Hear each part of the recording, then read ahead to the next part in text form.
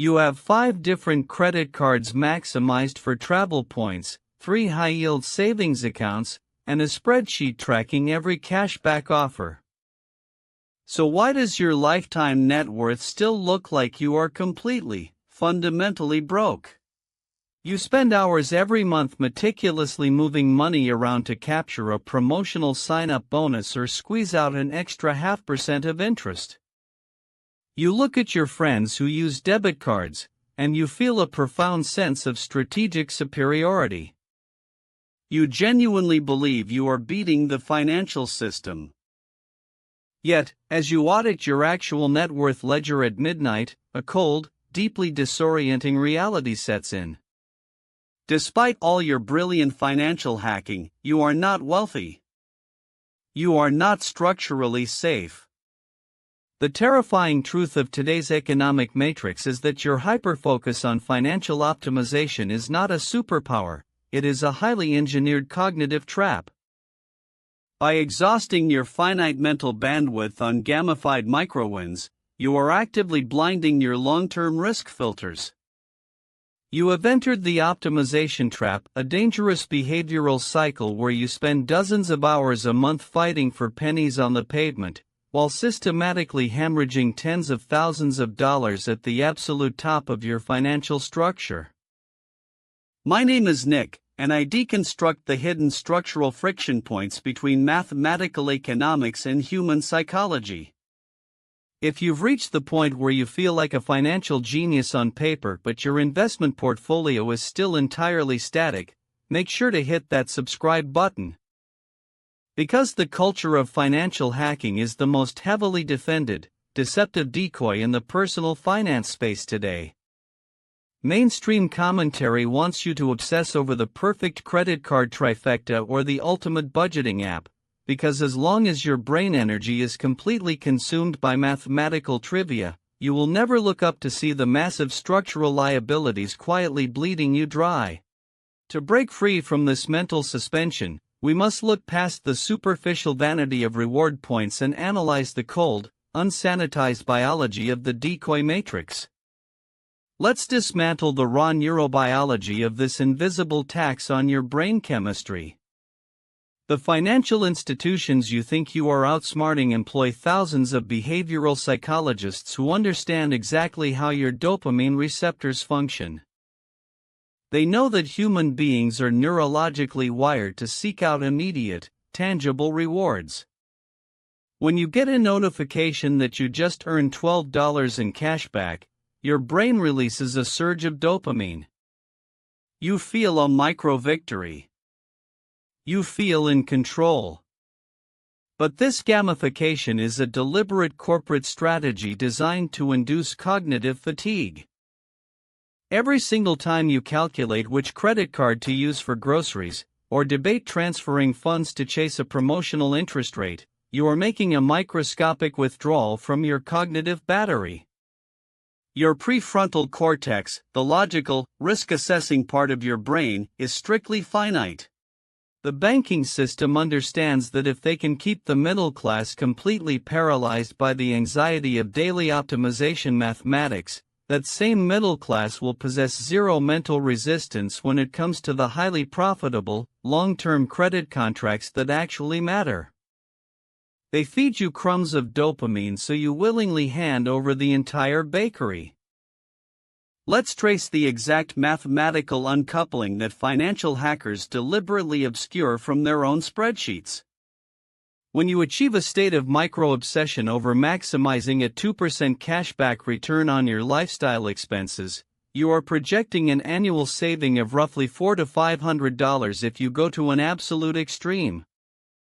$500 over 12 months of intense, daily willpower exertion and logistical stress. Now, let's look at the other side of the ledger. When your brain is completely exhausted from months of micro-optimization, you walk into a real estate office or an automotive dealership seeking to make a major life upgrade. Because your macro risk filters are entirely turned off by decision fatigue, you comfortably sign a loan for a $70,000 pickup truck or stretch your signature for a $500,000 suburban starter house.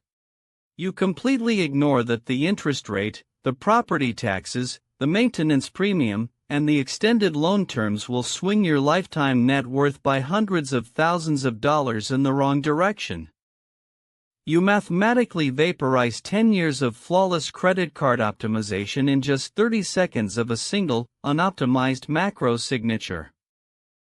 You are running an economic treadmill where you meticulously curate your $50 restaurant bills while financing an $80,000 depreciating asset in your driveway.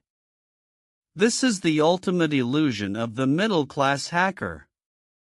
You feel like a financial savant because you earned a free flight to Cancun, completely unaware that the predatory structure of your 30-year mortgage is quietly extracting $400 from your net worth every single month.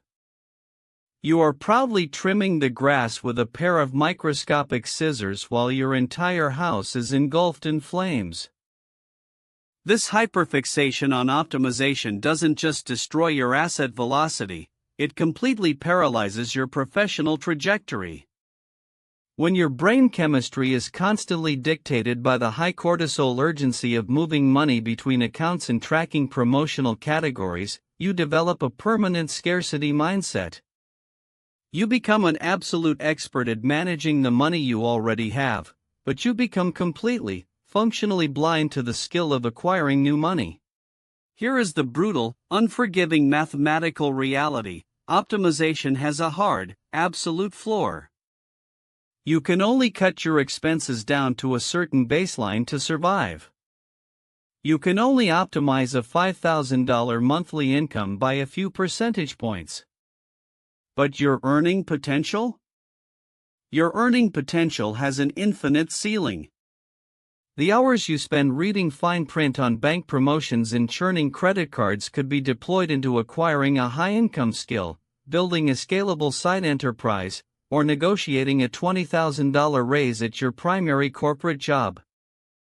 You stay trapped inside toxic corporate environments or dead-end positions because taking a strategic career risk requires massive cognitive energy you have completely wasted on trying to save $40 on a utility bill. The individual with real, unencumbered wealth doesn't care about the optimal cashback category for organic bananas. They automate their baseline finances to run silently in the background, treating their money as a passive utility rather than an active hobby. They focus their finite, high-octane mental bandwidth exclusively on optimizing the big three: their primary housing costs, their transportation liabilities, and maximizing their active compensation. They deploy their capital into ownership structures that actively compound while they sleep, refusing to play the bank's gamified distraction modules. They understand that true financial sovereignty is never achieved by standing perfectly still on a golden plateau of micromanagement while relying entirely on active labor to survive. Breaking out of the optimization trap demands an immediate, ruthless re-engineering of your psychological financial metrics. You must stop treating your personal finances like a video game where points dictate your success. Automate your investments. Consolidate your accounts. Strip away the complexity that makes you feel smart but keeps you fundamentally poor. Reintroduce intense mathematical scrutiny into your macro decisions. Before you sign a 30-year mortgage or a 7-year auto loan, you must treat that single piece of paper with the hostility it deserves. Because if you get your housing, your transportation, and your tax strategy right, you can afford to get every single micro purchase completely wrong. Stop sweating the tiny percentages that drain your soul, and start treating your active income as raw, uncompromised capital required to build your ultimate escape hatch. Refuse to be a captive asset for a system that wants you perpetually exhausted by illusions of progress. Your future self does not care about the temporary thrill of a cashback reward. They care about absolute, uncompromised economic mobility.